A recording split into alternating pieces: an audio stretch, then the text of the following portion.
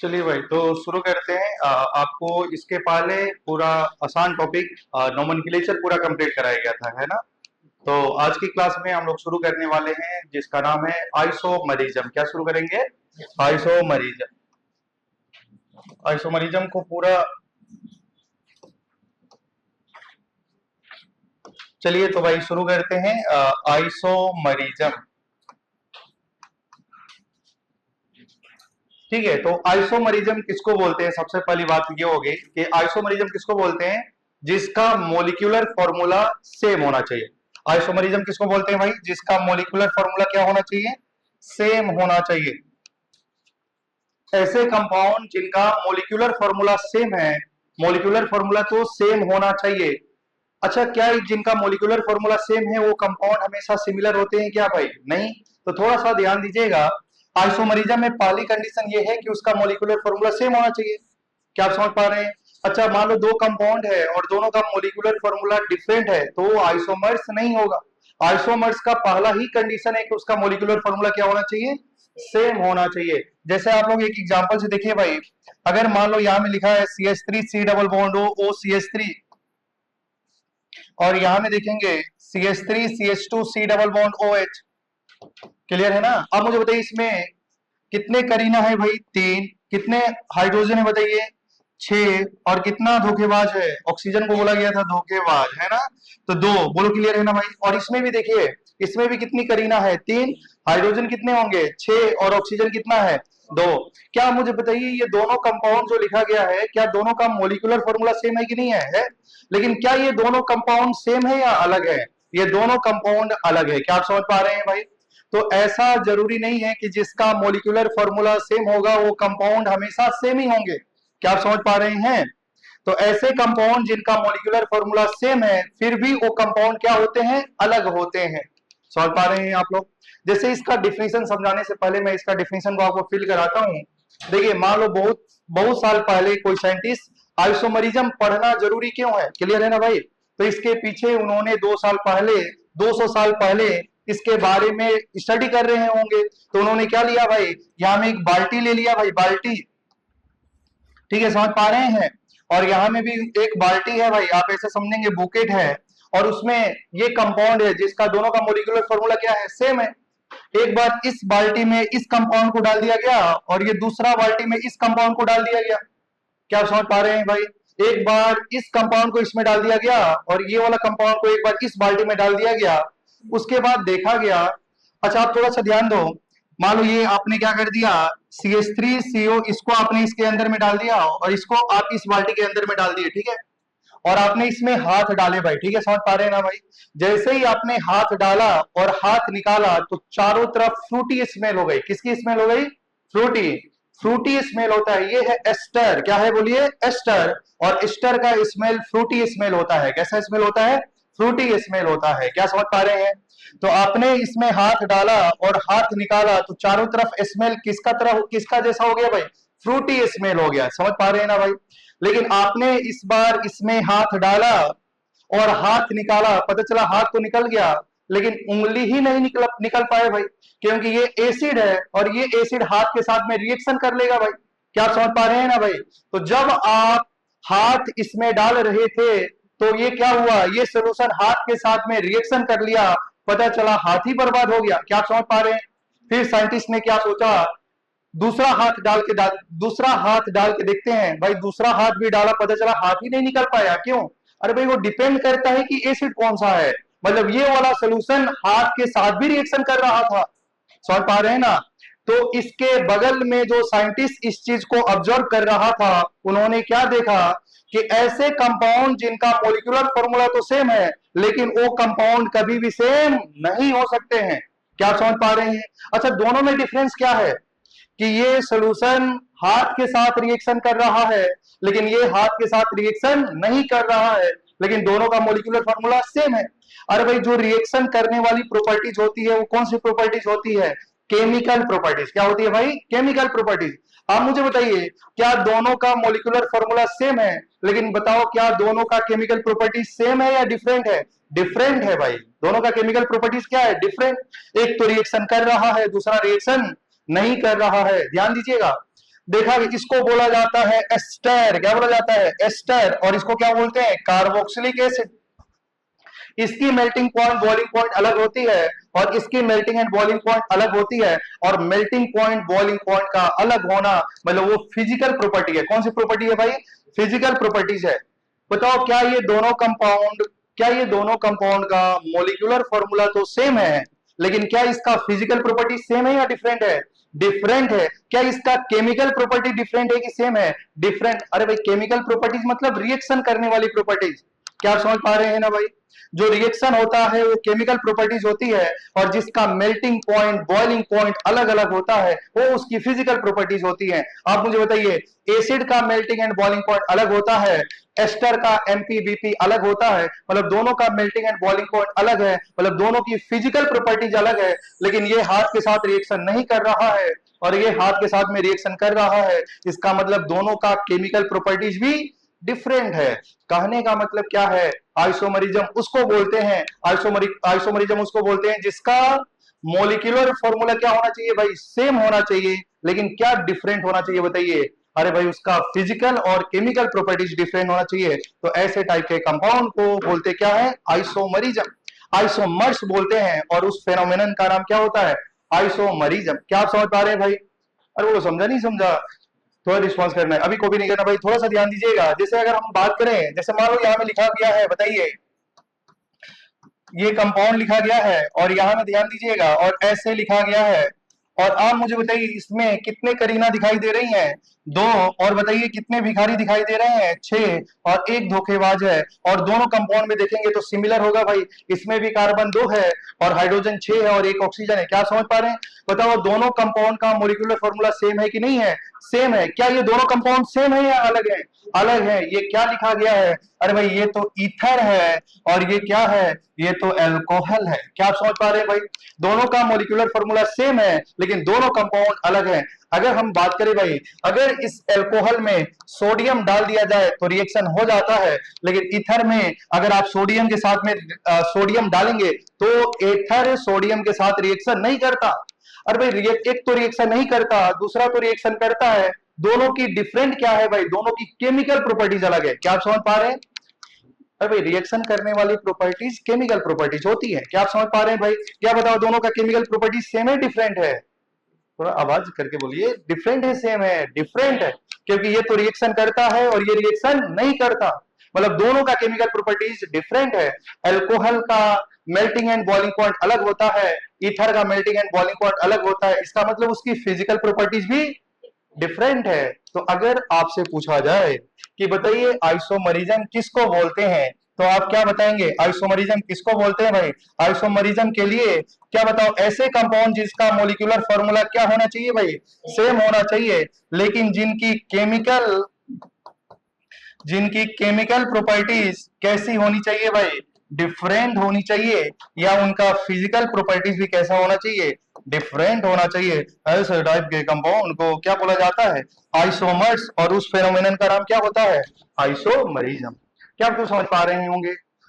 Isomerism के लिए देखो, आइसोमरिज्म के लिए तो पहले मॉलिक्यूलर फॉर्मूला तो सेम होना ही चाहिए। अगर मॉलिक्यूलर फॉर्मूला ही डिफरेंट है तो आइसोमर्स नहीं हो सकता। क्या आप समझ पा रहे हैं? तो आइसोमर्स के लिए अच्छा ध्यान दीजिएगा, या तो केमिकल प्रॉपर्टीज डिफरेंट हो जाए या फिजिकल प्रॉपर्टी डिफरेंट हो जाए या दोनों डिफरेंट हो जाए तो क्या बोल दिया जाएगा? आइसोमर्स। क्या बोल दिया जाएगा? आइसोमर्स। क्या आप समझ पा रहे हैं? ये जो आइसोमर्स होता है, क्या आपको समझ में आया आइसोमर्स? आइसोमर्स पढ़ना जरूरी इसलिए है क्योंकि एक कंपाउंड जिसका मोलिकुलर फॉर्मूला सेम होगा, जरूरी नहीं है कि वो दोनों कंपाउंड भी सेम ही होंगे, वो अलग हो सकते हैं। क्या आप समझ पा रहे हैं? क्या मैंने आपको ये एग्जांपल से समझाया था? और बताओ ईथर का स्मेल कैसे होता है? फ्रूटी स्मेल होता है। क्लियर है ना भाई? तो आप मुझे बताइए, अगर मैं बोलूंगा ईथर और एसिड जिसमें कार्बन सेम है, वो क्या हो सकते हैं बताइए? अरे भाई वो क्या हो सकते हैं? आइसोमर्स हो सकते हैं। अगर बताइए, थोड़ा सा ध्यान दीजिए, अगर मान लो मैं ऐसे लिख दूं CH3C डबल बॉन्ड OH, और ये देखिए ये दोनों आपस में आइसोमर्स हैं क्या? तो नहीं है भाई, क्योंकि इसमें कार्बन तो 3 है और यहाँ में कार्बन ही 2 है, कार्बन ही अलग है, तो मोलिकुलर फॉर्मूला तो डिफरेंट ही होगा। अगर मोलिकुलर फॉर्मूला डिफरेंट हो गया तो आइसोमर्स की बात ही नहीं आएगी।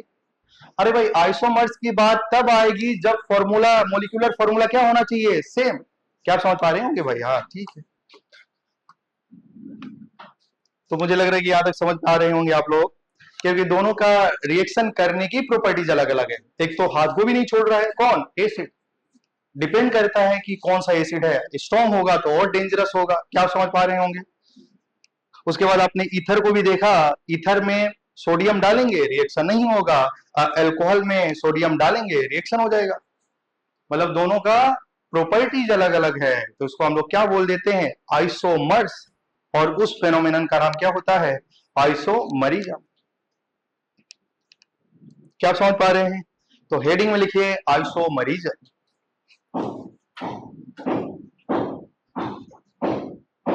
ठीक है भाई, आइसोमरिज्म का डिफिनीशन लिखेंगे, those compound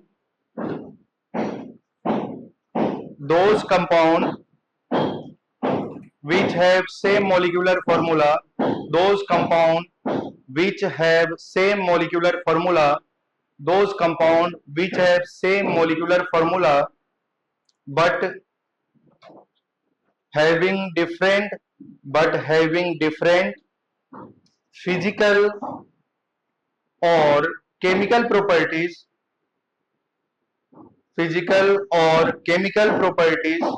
or both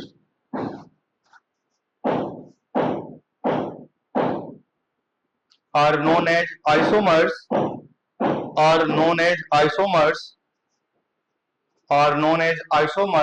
and this phenomenon is known as isomerism.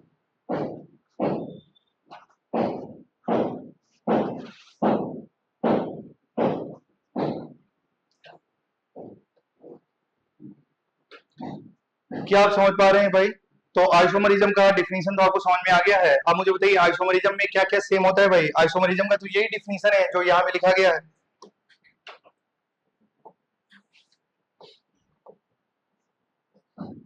ठीक है, तो आइसोमरिज्म का तो डिफिनीशन यही है कि मोलिकुलर फॉर्मूला, ऐसे कंपाउंड जिनका मोलिकुलर फॉर्मूला सेम हो, या तो उनकी फिजिकल प्रॉपर्टी डिफरेंट हो, या तो केमिकल डिफरेंट हो, या दोनों डिफरेंट हो, तो कंपाउंड क्या कहलाता है, आइसोमर्स कहलाता है। क्या आप समझ पा रहे हैं भाई? तो आइसोमरिज्म का डिफिनीशन आपको समझ में आ गया है। आइसोमर्स होने का नेसेसरी कंडीशन क्या है भाई, कि उनका मोलिकुलर फॉर्मूला सेम होना चाहिए। ठीक है, समझ पा रहे होंगे आप लोग?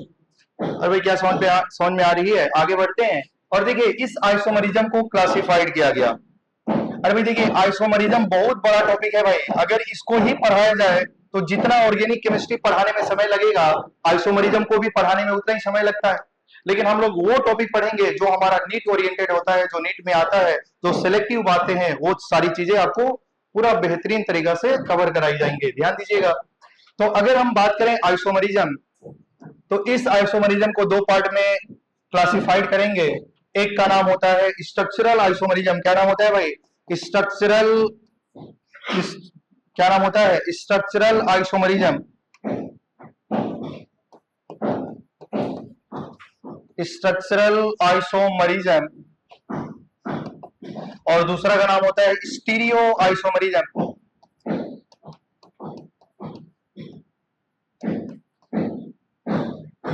ठीक है, एक का नाम होता है स्ट्रक्चरल आइसोमरिज्म, दूसरा का नाम क्या होता है, स्टीरियो आइसोमरिज्म। अब थोड़ा सा ध्यान दीजिएगा, स्ट्रक्चरल आइसोमरिज्म। अच्छा बताओ, क्या ये आइसोमर्स है तो पहला कंडीशन क्या है भाई, कि इसका मोलिकुलर फॉर्मूला सेम होना चाहिए। अगर ये भी आइसोमर्स है तो इसका मोलिकुलर फॉर्मूला सेम होना चाहिए। पहला कंडीशन यही है कि अगर आइसोमर्स होना है तो उसका मोलिकुलर फॉर्मूला को सेम होना पड़ेगा। क्लियर है ना भाई? अब दूसरी इंपॉर्टेंट बात ये है कि बताओ ये स्ट्रक्चरल आइसोमरिज्म है, मतलब इनका स्ट्रक्चर फॉर्मूला डिफरेंट हो जाए। अगर इनका स्ट्रक्चरल फॉर्मूला क्या हो जाए, डिफरेंट हो जाए, और वे इनका क्या हो जाए, स्ट्रक्चरल फॉर्मूला क्या हो जाए भाई, डिफरेंट हो जाए। अरे बताइए स्ट्रक्चरल फॉर्मूला डिफरेंट हो जाए, इसका ये मतलब है कि उसका आईयूपीएसी नाम डिफरेंट हो जाए। अरे मान लो दो कंपाउंड लिखा गया है, दोनों का आईयूपीएसी नेम अलग अलग हो जाए। अरे भाई दोनों का आईयूपीएसी नेम अलग अलग हो जाए तो कंपाउंड ही अलग अलग हो जाएगा। क्या आप समझ पा रहे हैं ना? तो स्ट्रक्चरल फॉर्मूला डिफरेंट होने का मतलब क्या है, अरे भाई उनका आईयूपीएसी नेम डिफरेंट हो जाए। अगर मोलिकुलर फॉर्मूला देखो, ध्यान से सुनेंगे, मॉलिक्यूलर फॉर्मूला तो सेम है और आईयूपीएसी नेम डिफरेंट हो जाए, तो आईयूपीएसी नेम डिफरेंट होने से बताओ वो कंपाउंड सेम है कि डिफरेंट है? डिफरेंट है। आप नहीं समझ पाए, ध्यान दीजिएगा। मेरा कहने का ये मतलब है भाई, ध्यान दीजिए, अगर इधर में कार्बन 4 है और इधर में कार्बन बताओ ये भी एल्केन है, ये भी एल्केन है, इधर भी 4 कार्बन, इधर भी 4 कार्बन, इसका नाम ब्यूटेन है, लेकिन इसका नाम क्या है भाई? 2 मिथाइल प्रोपेन है। अरे भाई दोनों का नाम ही अलग अलग है। क्या समझ पा रहे हैं? तो क्या इसका स्ट्रक्चर डिफरेंट है कि नहीं है? तो आप मुझे बताइए, मैंने बोला स्ट्रक्चरल आइसोमरिज्म उसको बोलते हैं जिसका मॉलिक्यूलर फॉर्मूला तो सेम होना चाहिए। इसका और इसका मॉलिक्यूलर फॉर्मूला सेम है या डिफरेंट है? आप मुझे बताइए, थोड़ा रिस्पॉन्स करो भाई, थोड़ा एनर्जेटिक बोलिए। सेम है डिफरेंट है? सेम है, लेकिन क्या दोनों का स्ट्रक्चर सेम है या डिफरेंट है? डिफरेंट है। स्ट्रक्चर डिफरेंट कैसे हो, कैसे पता चले? जब उसका नाम ही डिफरेंट हो जाए। क्या समझ पा रहे हैं भाई आप लोग? नाम ही डिफरेंट हो जाएगा तो स्ट्रक्चर तो डिफरेंट ही होगा ना। चलिए ठीक है, तो यहां तक आपको समझ में आ रही है। अगर मान लो स्टीरियो आइसोमरिज्म को कैसे पता करा जाए? अरे भाई स्टीरियो आइसोमरिज्म उसको बोलते हैं जिसका मॉलिक्यूलर फॉर्मूला सेम हो, जिसका स्ट्रक्चरल फॉर्मूला भी सेम हो जाए। क्या हो जाए भाई? सेम हो जाए। क्या सेम हो जाए? स्ट्रक्चरल फॉर्मूला भी सेम हो जाए।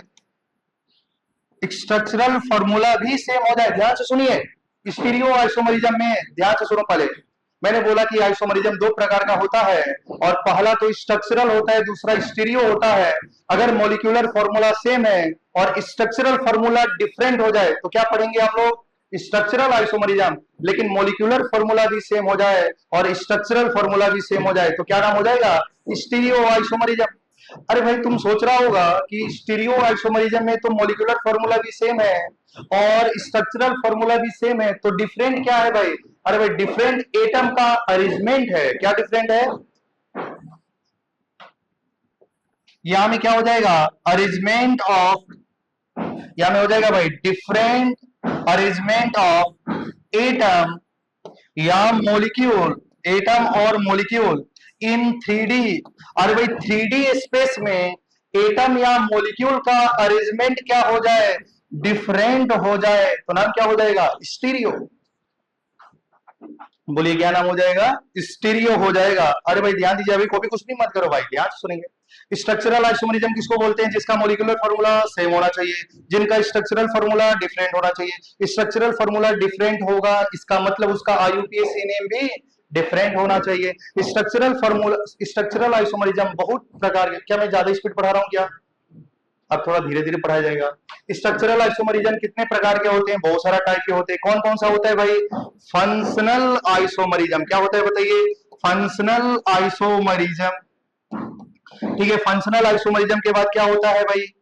Chain isomerism. क्या होता है? Chain isomerism. फिर क्या होता है भाई? Position isomerism. क्या होता है बोलिए? Position isomerism.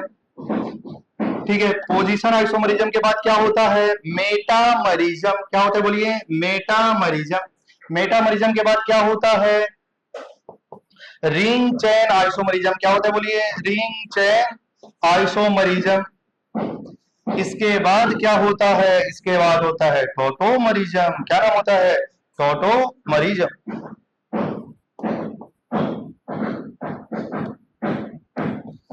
देखिए ध्यान दीजिएगा, ये सब किसके पार्ट है भाई? स्ट्रक्चरल आइसोमरिज्म के। अभी मैंने नहीं बताया कि फंक्शनल क्या होता है, केवल ध्यान दीजिएगा, मैंने ये बताया कि स्ट्रक्चरल आइसोमरिज्म कैसे पता चलेगा स्ट्रक्चरल आइसोमरिज्म है। पहला काम क्या करना है? मॉलिक्यूलर फॉर्मूला को सेम देखिए और स्ट्रक्चर को डिफरेंट देख लीजिए। स्ट्रक्चर को डिफरेंट देखना मतलब उसका आईयूपीएसी नेम अलग अलग हो रहा है तो समझ लेना कि स्ट्रक्चरल आइसोमरिज्म है। या स्ट्रक्चरल आइसोमरिज्म में इतना पार्ट हो सकता है, या तो फंक्शनल आइसोमरिज्म हो सकता है, या तो वो चेन आइसोमरिज्म होगा, या तो पोजीशन आइसोमरिज्म होगा, या तो मेटा आइसोमरिज्म होगा, या रिंग चेन आइसोमरिज्म होगा, या टोटो आइसोमरिज्म होगा। क्या आप समझ पा रहे हैं? अब थोड़ा सा ध्यान दीजिएगा, ये बातें आपको समझ में आ गई।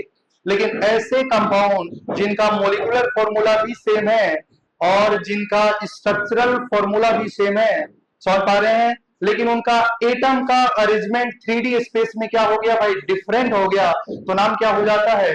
Stereo isomerism. क्या हो जाता है भाई? Stereo isomerism.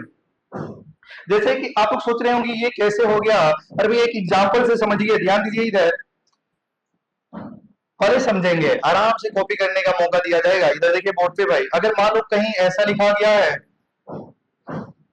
जैसे आप थोड़ा सा ध्यान दीजिए भाई, अगर मान लो कहीं ऐसा लिखा गया है और आप थोड़ा सा ध्यान दीजिएगा,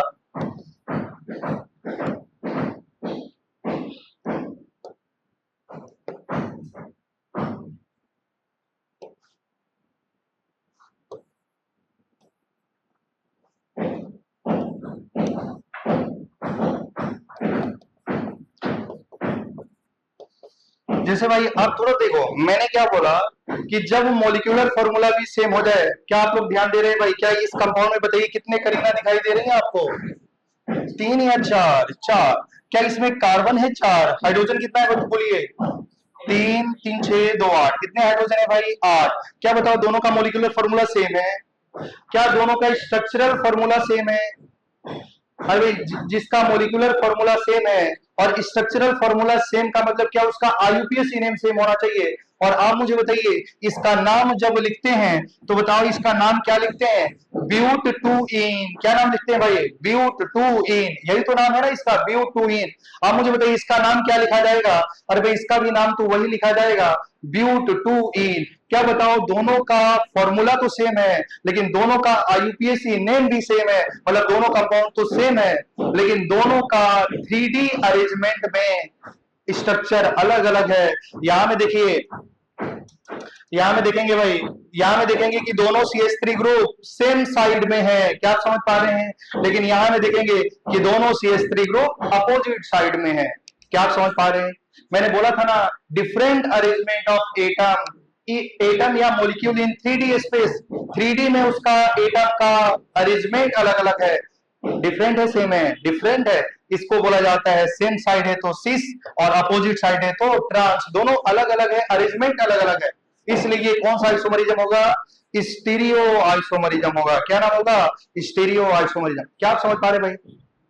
देखो मेरा कहने का ये मतलब है कि अगर कोई भी मॉलिक्यूल दिया है और इसको पता करना है कि ये स्ट्रक्चरल है कि स्टीरियो है, तो पहला काम ये होगा, मॉलिक्यूलर फॉर्मूला चेक करेंगे। मॉलिक्यूलर फॉर्मूला सेम है तो उसका नाम लिख लेंगे।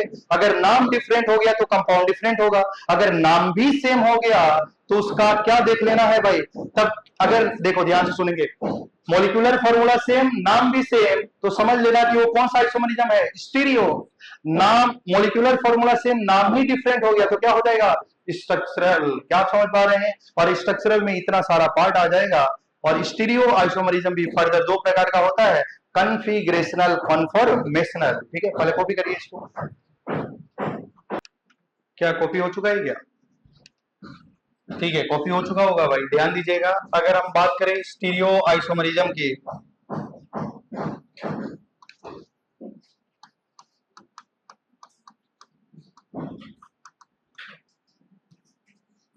स्टीरियो आइसोमरिज्म भी दो प्रकार का होता है।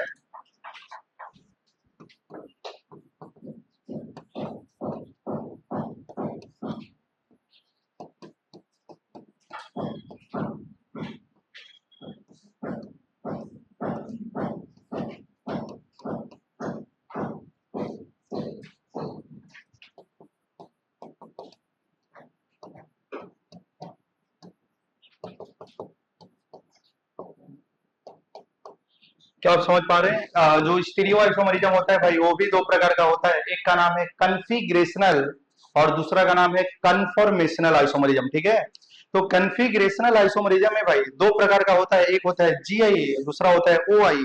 जीआई मतलब बोले तो ज्योमेट्रिकल आइसोमरिज्म, ज्योमेट्रिकल आइसोमरिज्म, और ओआई बोला जाए तो ऑप्टिकल आइसोमरिज्म। अभी ये क्या होता है इसके बारे में मैंने कुछ भी नहीं बताया, आप समझ पा रहे हैं ना भाई? लेकिन आपको मालूम होना चाहिए, थोड़ा सा ध्यान दीजिएगा। मैंने बोला आइसोमरिज्म के लिए मॉलिक्यूलर फॉर्मूला तो सेम होना चाहिए, और जिनका मॉलिक्यूलर फॉर्मूला सेम है, ऐसे कंपाउंड जिनका मॉलिक्यूलर फॉर्मूला सेम है लेकिन वो दोनों कंपाउंड सेम नहीं हो सकते, वो अलग अलग होंगे। क्या आप समझ पा रहे हैं? दोनों का रिएक्शन अलग अलग होगा, दोनों की केमिकल प्रॉपर्टीज अलग अलग होंगी, दोनों का मेल्टिंग एंड बॉइलिंग पॉइंट अलग अलग हो सकता है। मतलब ऐसे कंपाउंड जिनका मॉलिक्यूलर फॉर्मूला सेम है और उनका फिजिकल और केमिकल प्रॉपर्टीज डिफरेंट है, तो उसको हम लोग आइसोमरिज्म बोलते हैं। आइसोमरिज्म फर्दर दो प्रकार का होता है, एक तो स्ट्रक्चरल, दूसरा स्टीरियो। स्ट्रक्चरल और स्टीरियो होने के लिए पहला कंडीशन दोनों का मॉलिक्यूलर फॉर्मूला सेम होना चाहिए। अगर जिनका स्ट्रक्चरल फॉर्मूला डिफरेंट हो गया, मतलब जिनका नाम लिखते समय में वो कंपाउंड अलग हो गया, तो स्ट्रक्चरल के अंदर में जाएगा। लेकिन जिनका मॉलिक्यूलर फॉर्मूला सेम हो गया, जिनका कंपाउंड का नाम भी सेम हो गया, लेकिन उनका अरेंजमेंट अलग अलग है, तो नाम क्या हो जाता है? स्टीरियो। और वो स्टीरियो आइसोमरिज्म फर्दर दो प्रकार का होता है, एक तो कन्फिगरेशनल, दूसरा क्या होता है? कन्फॉर्मेशनल।